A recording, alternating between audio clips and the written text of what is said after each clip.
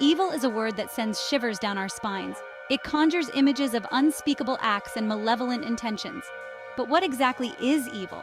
How do we define something so deeply disturbing, so contrary to our core values of compassion and empathy? Evil is not merely the absence of good, it is the active, intentional infliction of harm, suffering, or destruction upon others. Evil acts can range from petty cruelty to genocide, but they all share a common thread: the deliberate disregard for the well-being of others. When an individual commits an act of evil, they are essentially defying these moral boundaries, choosing darkness over light, and embracing cruelty over compassion. By unraveling these threads, we can begin to understand the roots of evil and hopefully find ways to prevent its insidious growth. The notion that some individuals are inherently born bad has long been a subject of debate. While it is simplistic to reduce evil to mere biology, there's no denying that our brains, genes, and even hormones play a role in shaping our behavior. Brain structure, for instance, can influence our capacity for empathy, impulse control, and moral reasoning. Studies have shown that individuals with damage to certain areas of the brain, such as the prefrontal cortex, may exhibit increased aggression, reduced empathy, and difficulty understanding the consequences of their actions. Genetics, too, may play a role. While there is no single evil gene, research suggests that certain genetic variations can influence traits associated with aggression, impulsivity, and risk-taking. However, it's crucial to remember that biology is not destiny. Environmental influences, upbringing, and personal experiences play equally significant roles in shaping our choices and ultimately determining whether we succumb to the allure of evil. The human mind, a complex and often enigmatic realm, can harbor darkness as easily as light. Mental illness, in particular, has long been intertwined with our understanding of evil, though it is crucial to approach this connection with nuance and sensitivity. Certain mental health disorders, characterized by distorted perceptions of reality, impaired empathy, and difficulty regulating emotions, can contribute to an increased risk of violent or harmful behavior.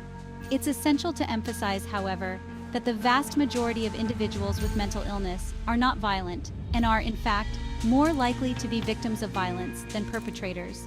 Psychopathy, for example, is a personality disorder marked by a lack of empathy, remorse, and guilt. Individuals with psychopathy often exhibit superficial charm, manipulative tendencies, and a disregard for rules and social norms. While not all psychopaths engage in criminal behavior, they are considered to be at an increased risk of committing violent offenses. While they may contribute to an increased risk of harmful behavior in some cases, they cannot fully explain the phenomenon of evil, which is often influenced by a multitude of factors. While biology and mental health provide a framework for understanding the capacity for evil, social and environmental factors shape individuals and influence their choices. Trauma, particularly during childhood, can leave deep scars on the psyche, warping an individual's worldview and increasing their susceptibility to anger and violence. Children who experience abuse or exposure to violence are more likely to develop aggressive behaviors. The trauma they endure can shatter their sense of safety and trust, leading to a belief that the world is a hostile place.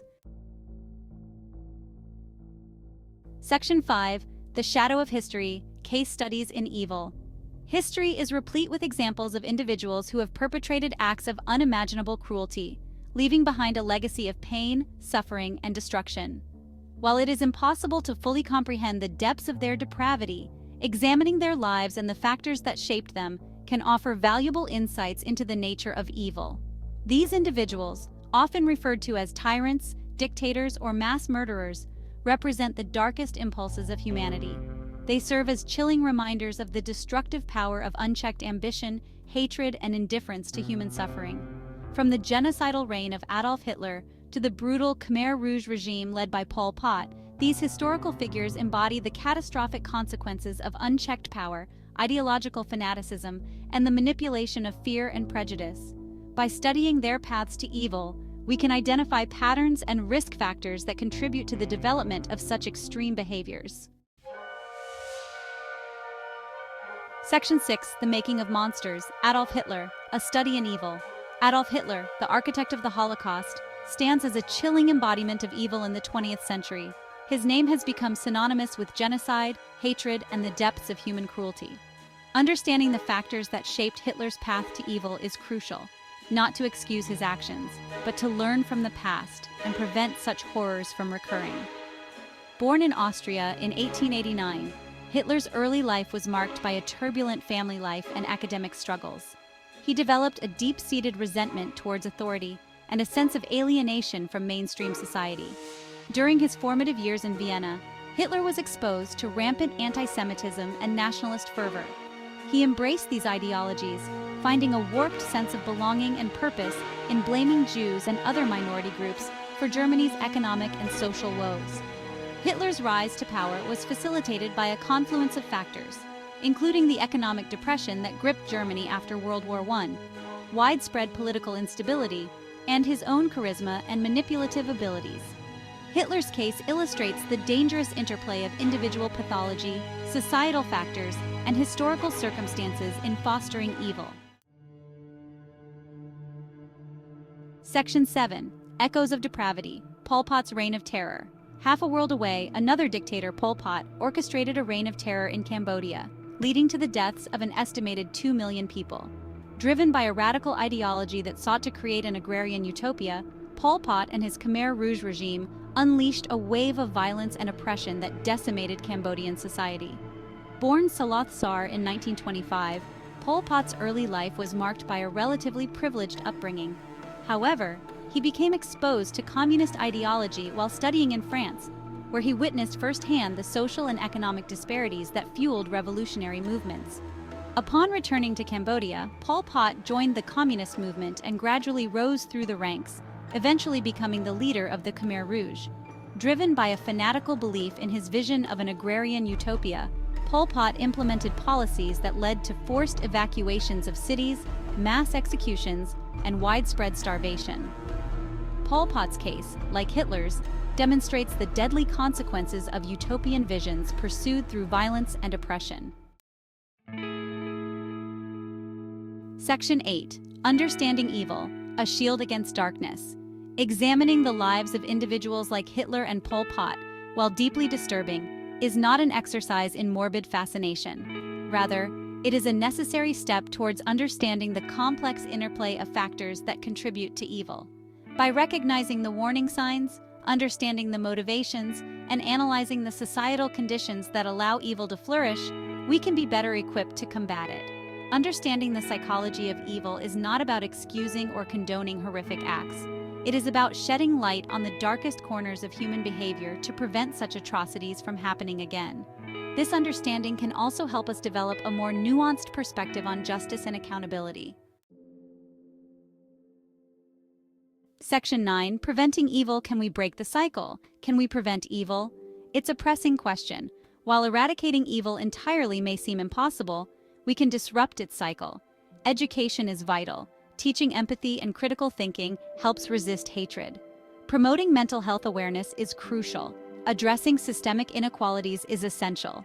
Working towards a just society reduces violence. Section 10. Facing the Darkness Within. A call for empathy and action. Understanding the psychology of evil is not just about analyzing historical figures or distant events. It's about confronting the darkness that resides within each of us. We all have the capacity for cruelty, selfishness, and indifference.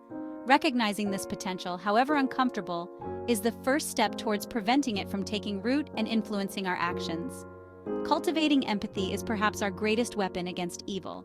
By stepping outside ourselves, trying to understand the perspectives and experiences of others, and recognizing their shared humanity, we can begin to dismantle the prejudices and biases that fuel hatred and violence. Section 11. Conclusion. The Enduring Struggle. The exploration of evil is a journey into the darkest recesses of the human psyche, a stark reminder of the fragility of civilization and the ever-present potential for cruelty and destruction. Yet it is in confronting this darkness, in understanding its complexities and nuances, that we find hope. By unraveling the threads of biology, psychology, and social influence, we gain a deeper understanding of the factors that contribute to evil, equipping ourselves with the knowledge to combat it. By addressing mental health, promoting education, fostering empathy, and creating a more just and equitable world, we can create a society where evil finds fewer footholds. The struggle against evil is not a battle that will be won overnight. It is an ongoing process, a continuous effort to nurture the best aspects of our humanity while guarding against the worst.